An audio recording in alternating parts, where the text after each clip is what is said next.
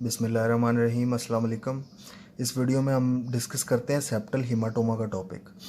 तो septal haematoma क्या होता है कि आपको पता है नेज़ल सेप्टम में पेरिकॉन्ड्रियम और पेरिऑस्टियम की लेयर्स होती हैं। पेरिऑस्टियम की लेयर ने बोन को कवर किया होता है, जो बोनी पार्ट होता है ना सेप्टम का उसको, और पेरिकॉन्ड्रियम ने जो कार्टिलेज पार्ट होता है सेप्टम का उसको कवर किया होता है। तो अगर इन दो लेयर्स के अंडर जो है वो ब्लड कलेक्ट हो जाए तो उसको सेप्टल हीमाटोमा कहते हैं।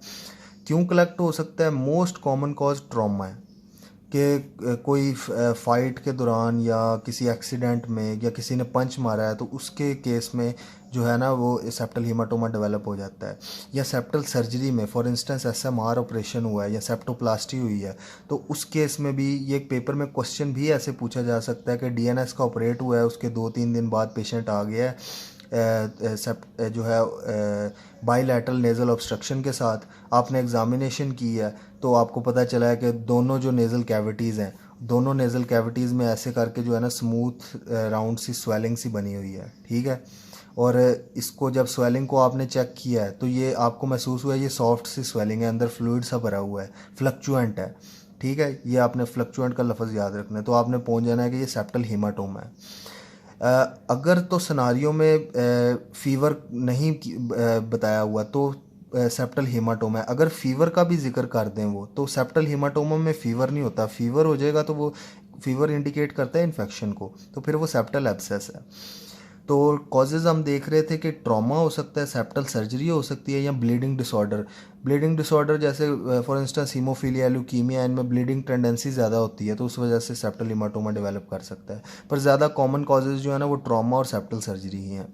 क्लिनिकल फीचर्स में मैंने आपको बताया जैसे बाईलैटरल नेज़ल ऑब्स्ट्रक्शन होगी, फ्रंटल हेडेक्स होंगे, क्योंकि यही जो ऑब्स्ट्रक्शन है ये इधर टर्बिनेट्स को प्रेस करेगी, टर्बिनेट्स पे प्रेशर डालेगी, तो जो साइनसेस नीचे से ओपन हो रहे होते हैं टर्बिनेट्स के नीचे मिएटिस में, तो वो ओपन नहीं होंगे तो साइनस कंजेशन हो जाएगी जिसकी वजह से हेडेक डेवलप हो जाएगा। एग्जामिनेशन की आपको स्मूथ राउंड स्वेलिंग नज़र आई बोथ नेज़ल फोसा में, और ये आपने याद रखना है कि ये स्वेलिंग जो है ना ये फ्लक्चुएंट होगी, ठीक है। फ्लक्चुएंट का मतलब है कि फ्लूइड होगी, नरम सी होगी, आपको महसूस होगा अंदर फ्लूइड सा है। इसके बाद ट्रीटमेंट देख लेते हैं। तो बहुत इजी ट्रीटमेंट है कि अगर तो स्मॉल हीमाटोमा है तो उसको आप किसी वाइड बोर नीडल से एस्पिरेट कर लें।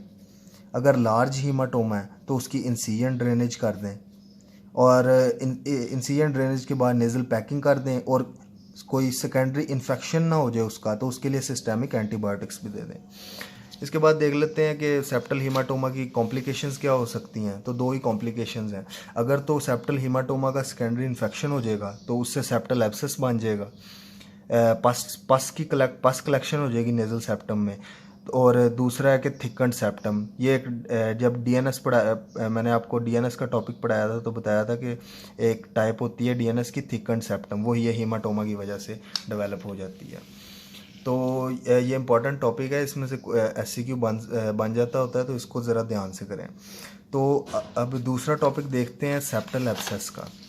तो सेप्टल एब्सेस मैंने आपको बताया कि अगर इसी सेप्टल हीमाटोमा का सेकेंडरी इन्फेक्शन हो जाए तो पस कलेक्ट हो जाएगी नेज़ल सेप्टम में। तो लोकलाइज्ड कलेक्शन ऑफ पस इन नेज़ल सेप्टम, इसी चीज़ को सेप्टल एब्सेस कहते हैं।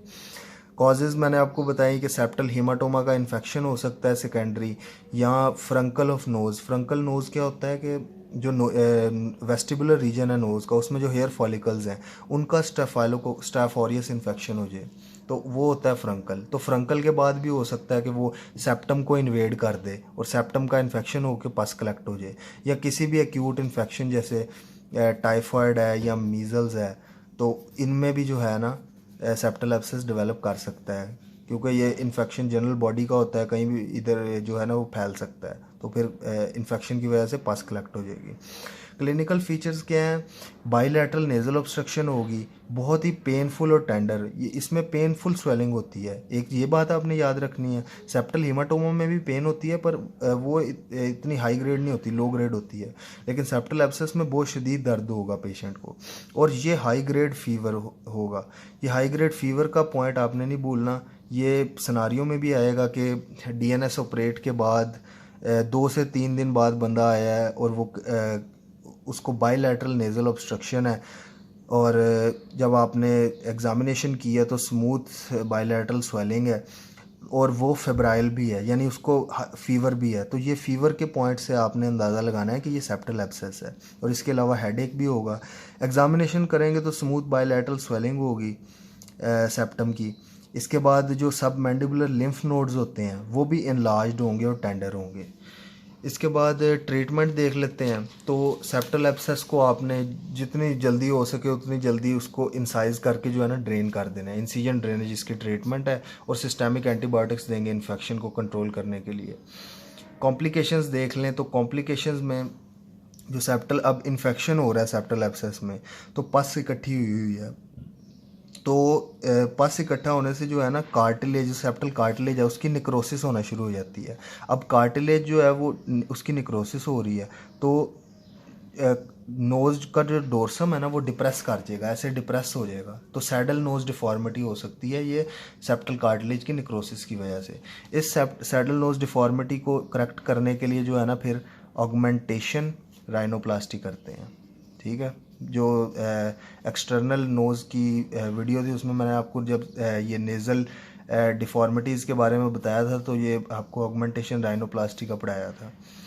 तो अगर निक्रोसिस होगी सेप्टल कार्टिलेज की तो सैडल नोज डिफॉर्मिटी डेवलप हो सकती है, जिसको ट्रीट करने के लिए हम ऑगमेंटेशन राइनोप्लास्टी करेंगे। इसके अलावा ये दो बहुत ही सीरियस लाइफ थ्रेटनिंग कंडीशंस हो सकती हैं कॉम्प्लिकेशंस सेप्टल एब्सेस की, कि इन्फेक्शन स्प्रेड हो सकता है मेनिंजेस में सुपीरियरली।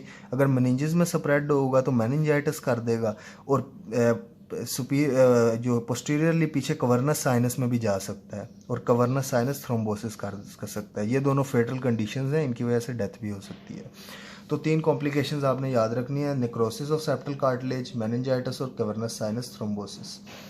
तो इस वीडियो में जो मेन बात याद रखने वाली है कि आपने ये याद रखना है कि या तो ट्रॉमा का केस होगा या डीएनएस ऑपरेट के बाद आएगा बंदा, और बाईलैटरल नेज़ल ऑब्स्ट्रक्शन का वर्ड याद रखना है, और जो है ना स्मूथ बाईलैटरल स्वेलिंग याद रखनी है। और अगर फीवर होगा तो सेप्टल एब्सेस है, फीवर नहीं होगा और फ्लक्चुएंट स्वेलिंग होगी तो फिर सेप्टल हीमाटोमा है।